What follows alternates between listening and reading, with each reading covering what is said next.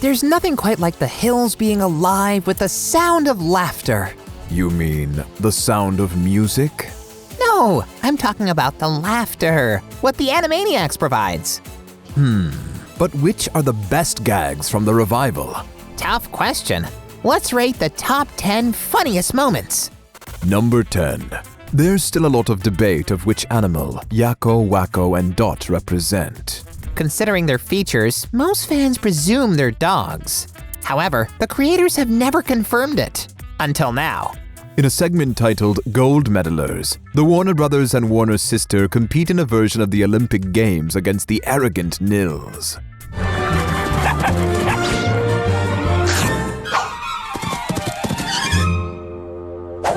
Ouch! Not only is it cute to see Wakko embrace his primal instincts, but it's also a fantastic moment for the fans who've long maintained that the Warners are dogs. Plus, the whole thing is pure comedy. Although, Wakko does throw a curveball into the mix in a later segment where he declares he's part salamander. Maybe the Animaniacs are a little bit of everything? Number 9. Batman seems to be on everyone's minds in the Animaniacs. You see the Dark Knight pop up in various segments throughout the season, and there's several layers of shade thrown at his gloomy demeanor. However, the show just loves to gently mock Zack Snyder, who loves his slow-mo and over-the-top action scenes. Well, there's a part in the season finale where the Warner Brothers and Warner's sister are battling Nils for the last can of soda. Got it! Whoa!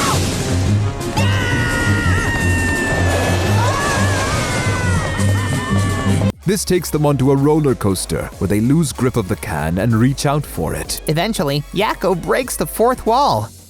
Hey, Zack Snyder, it's a 7-minute segment. Move it along.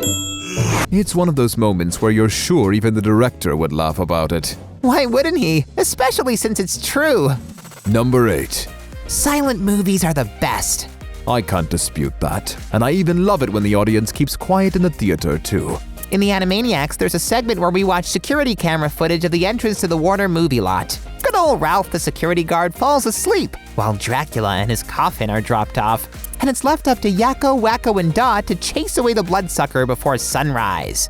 So, they actually fight off the vampire as Ralph sleeps through it all? Yes!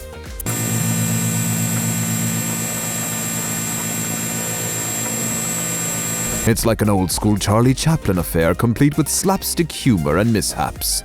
And it's also a reminder of how the Animaniacs doesn't shy away from tackling horror icons either. But hey, Drac has always been part of the family, even in the original series.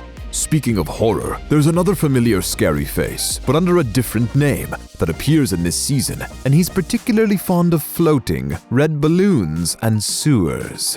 Number 7.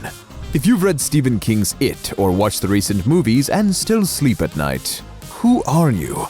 Pennywise the dancing clown isn't exactly someone you'd like to have over for dinner. Well, the good news is, he's parodied in Animaniacs. This time, though, he's called Nickelwise. And yes, it sounds an awful lot like the rock band Nickelback. Not just a sewer clown, I'm Nickelwise, I'm a dancing clown. Anyway, while his scary elements are kept intact and he's made to look even more frightening, his overall terror factor is dialed down several notches. While Wakko is notorious for being terrified of clowns, Nickelwise is the one he isn't afraid of. No matter how hard the clown tries to scare the Warner siblings, he just can't get it right. Hello there, Wacky. I see you dropped your candy. Yakko, Wakko, and Dot just aren't biting. Maybe it'll become a recurring gag for season 2? Well, we can only hope so, because this one was spooktacularly funny. Number 6.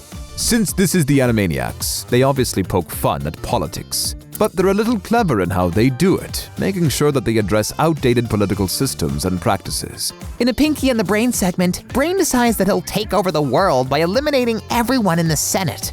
He distracts the real Senator Garp and takes his place, wearing a robot suit.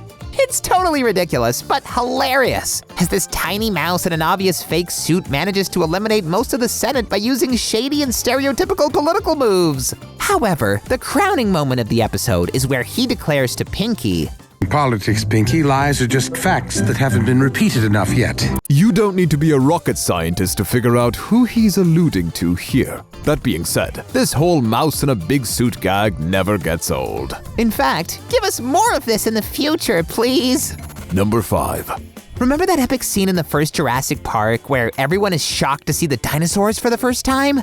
Well, the Animaniacs made a skit about it. This time though, they're the dinosaurs on the horizon, and everyone is surprised that they've been revived again.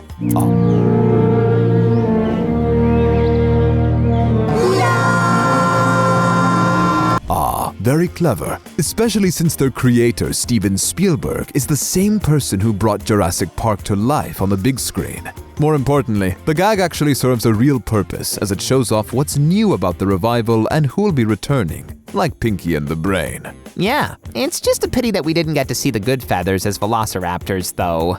Well, there's always season 2 for that, right? Number 4.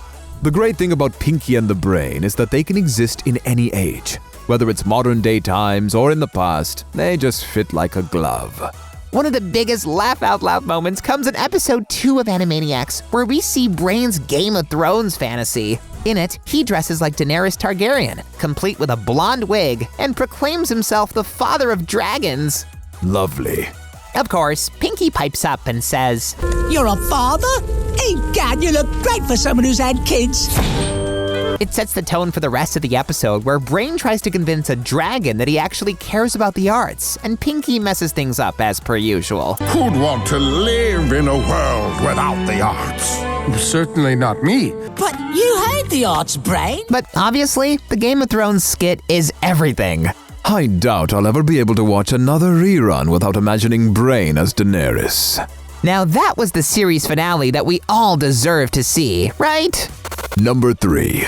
Imagine the Animaniacs without singing. It'd be like pineapple without pizza, and that just wouldn't be right. Fortunately, the reboot has a lot of new musical numbers. But the best one is, undoubtedly, Just Reboot It.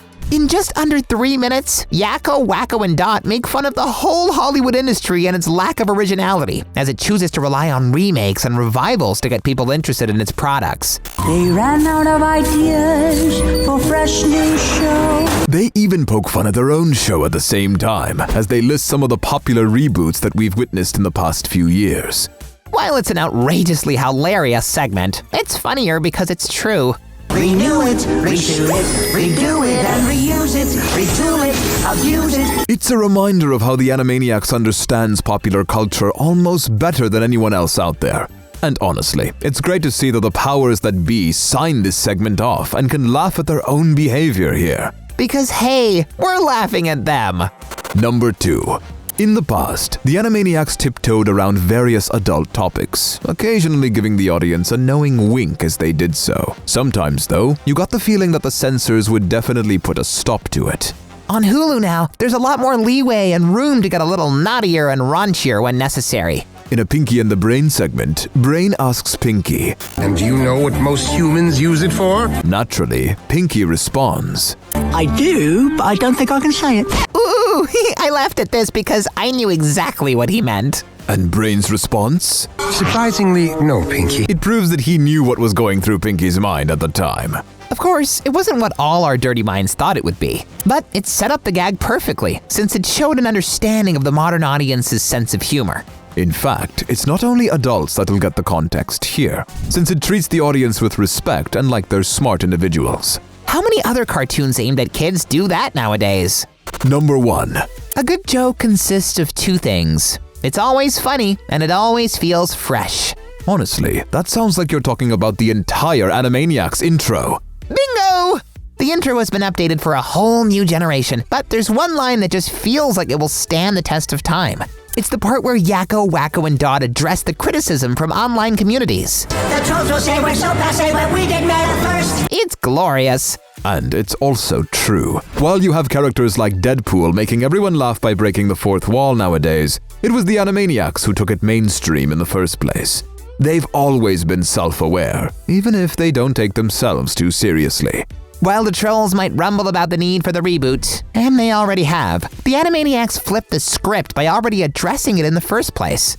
Well, these are just some of our favorite moments from the show, and there are many more for you to discover for yourself. And we don't want to be spoiling everything, right? One thing's for sure though, the writers are gonna have a hard time topping these skits in the second season. But what do you think? Do you think the Animaniacs showed the trolls who's boss here?